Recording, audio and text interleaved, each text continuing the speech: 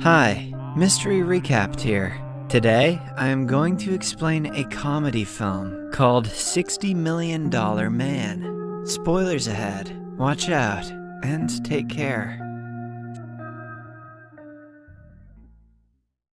Sing is a spoiled rich youngster living in Hawaii. He has a dozen servants who bring him breakfast in bed, help him take showers, and dress him up every day. His life is unlike anyone else's, as he has a very peculiar way of doing normal things. For instance, he only gargles with fresh cow milk, only takes a bath in his swimming pool with a bunch of women, and only travels by helicopter.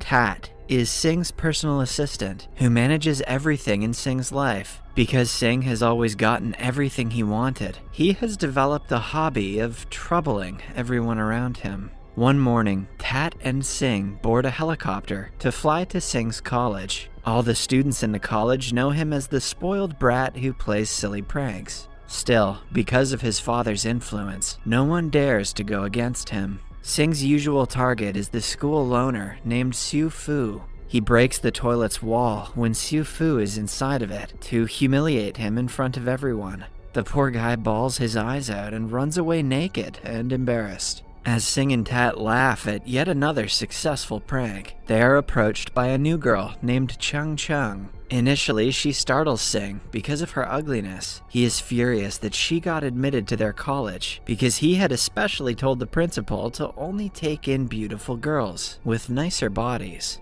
Chung-Chung reveals that she is the daughter of the science teacher, Professor Chang. Unlike the others, she isn't scared of Sing and his influence. She calls him out for the stupid prank, much to Sing's annoyance. Later, during Professor Chang's class, Sing arrives late, as usual. The other students give him space and move further away, except for Chung-Chung, who stays put. The professor overlooks Sing's ignorant behavior and continues teaching. He talks about a new technology that will allow people to be turned into cyborgs. When he dissects a dead body to show them the visual representation of the theory, the students can hardly keep themselves from passing out. During the lunch break, Sing and Tat come to the cafeteria and everyone else walks away, afraid of him. Again, Chung-Chung is the only one who sits right beside him and continues eating. Sing threatens to get her fired, but Professor Chang, who is nearby, says that it won't be possible. The professor also calls him the most disgusting student he has ever had. If it weren't for his father being the director of the college, Sing would have been beaten to death by the people he troubles on the daily.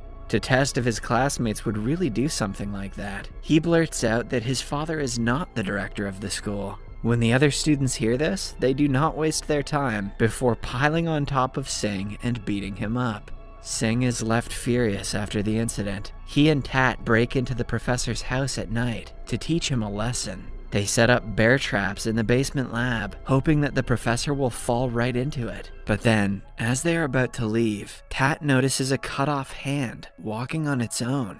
Initially, Sing thinks Tat is joking and asks him to focus. Seconds later, a pair of eyes stares at them, startling the two. They struggle to get a hold of the hand, but it runs away into a corner. On trying to pull it out, Sing comes across a half-human body. The duo thinks they're being haunted by a ghost, and they run away. On his way out, Tat falls into the bear trap and hurts his behind.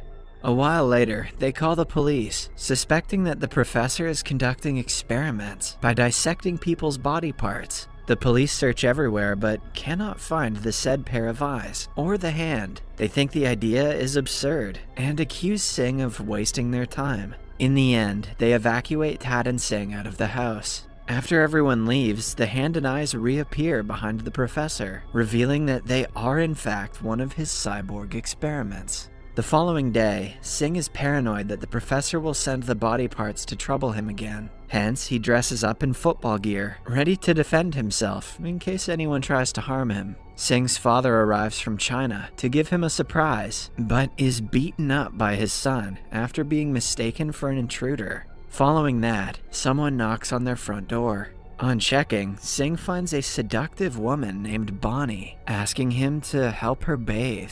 It turns out that she is a neighbor who has been watching him for a long time. Sing doesn't miss the chance to take her to his personal swimming pool, where the two clean each other. That night, they go to a club and drink a lot. As they are dancing, Bonnie sees her husband enter the club. She reveals that her husband is a local crime lord named Fumito. The couple tries their best to hide, but the organizer of a show announces them the winner of a dancing competition. When the spotlight falls on the couple, they catch the entire club's attention. Fumito fumes in anger upon seeing his wife with someone else. He and his henchmen bring the two to his house to teach them a lesson. On reaching home, Sing passes out drunk. Bonnie tries helping him but is knocked out when Sing suddenly wakes up and hits her. He somehow gets to his car and drives away while the gangsters follow him. On reaching home, Sing is out of breath and terrified. He tries to tell his mother what happened, but she cuts him off, claiming that she has something more important to say. She confesses that she slept with Tat 20 years ago. This means that the millionaire businessman Pei is not actually Sing's father, but his assistant is. Pei overhears their conversation and calls his wife a whore. Although it is revealed that an ugly guy like Sing is not his biological son, he is heartbroken by his wife's betrayal.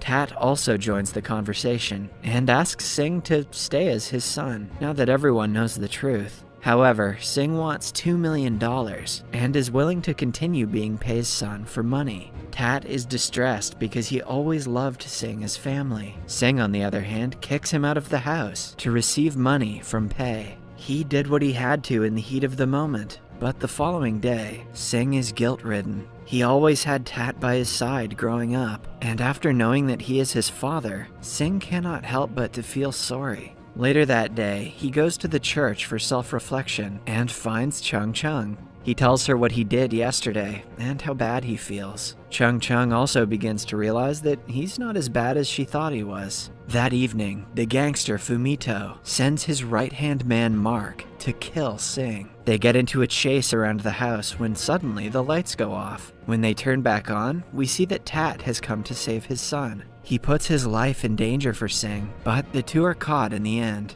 Then, their hands are cuffed together in the bathroom stall, where Mark has planted a bomb. After the gangsters leave, the father and son only have a few seconds before the explosive goes off. Sing takes responsibility for the first time and cuts his arm off so that Tat can escape. In the following explosion, Tat survives, but Sing passes away. What the hell is going on in this movie? The next day, Sing's case is brought to Professor Chang. He reveals that although Sing technically died in the explosion, his lips remained unharmed. Using the technology he has recently been developing, he can reform Sing's body with artificial parts, keeping only his lips intact. Tat speaks to his son's lips and assures him that he will be fine. However, the cost of surgery is $60 million.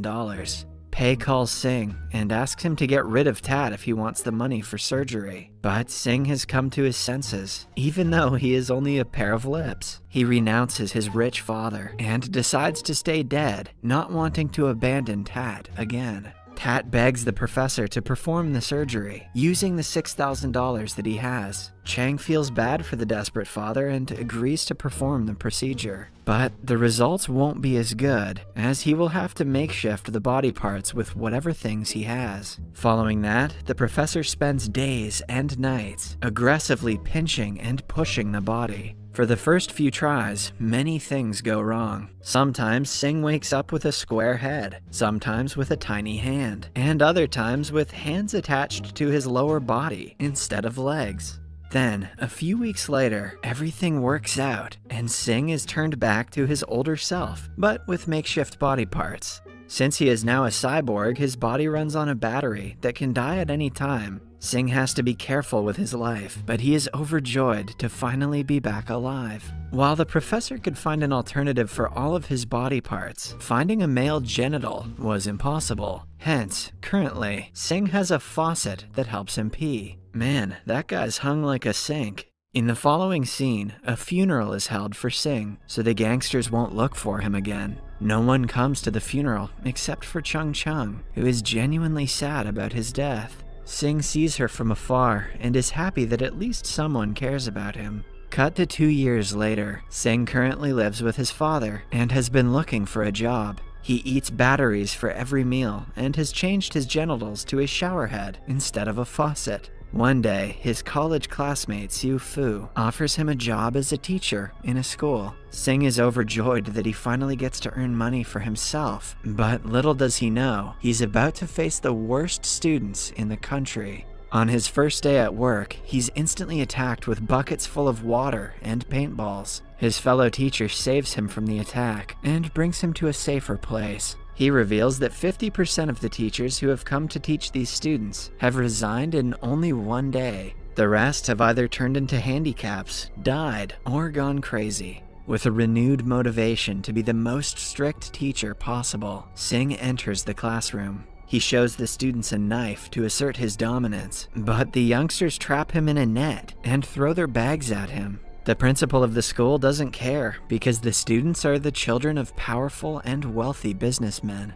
By the end of the day, Sing is heavily beaten up and crucified to the school's gate with his shower head hanging out. All of a sudden, Chung-Chung appears and recognizes him. She has turned into a beautiful and confident girl, in contrast to how she was before. She tries to help, but Sing smugly claims that he can do it himself. Moments later, she gets into a sports car with her rich boyfriend and drives away, much to Sing's disappointment. That night at home, Sing has lost all hope. The professor comes to meet him and discloses that he has invented a chip that will turn Sing into a superhero. Basically, with the help of the said chip, he will be able to transform into anything. Sing is skeptical, but he trusts the professor with his body. After the chip is implanted, Sing thinks of turning into a rice cooker, and to his surprise, he does.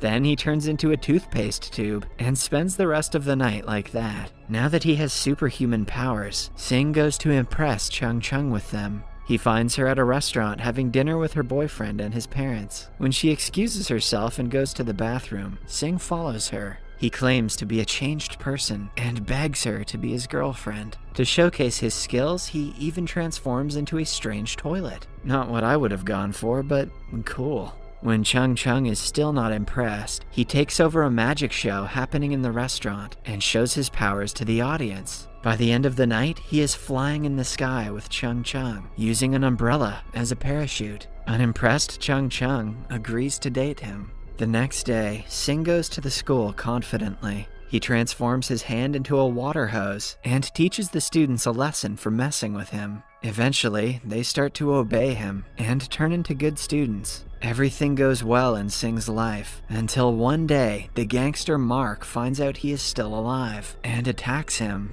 They get into a fight, but Sing defeats him easily with his new powers. Mark's boss, Fumito, is not someone who gives up easily. He turns Mark into a cyborg as well. But he budgets the surgery with $60 million and makes him even better than Sing. A few days later, Sing and Chung-Chung are getting married. Siu Fu comes to the wedding, but Sing recognizes him as Mark in disguise. The party is interrupted as the two get into a fight. Mark terrorizes everyone and starts firing randomly. Amidst the chaos, he fires a special weapon at Sing that kills him instantly. Everyone is in shock until Sing revives from his burnt dead body, resembling an old woman in a robe. The professor discloses that the chip turns Sing's revenge mode on when he is defeated, which means that he is now more powerful than ever. Sing transforms into a giant steam iron and flattens his opponent. Following that, he turns into a microwave and traps Mark inside. The professor starts the microwave from outside, which melts Mark and finally kills him. In the last scene, we see the professor hitting on Sing because of his appearance as an old woman. Chung-Chung playfully asks her father to back off because she is marrying Sing. Subscribe for more videos like this. Whatever this was, turn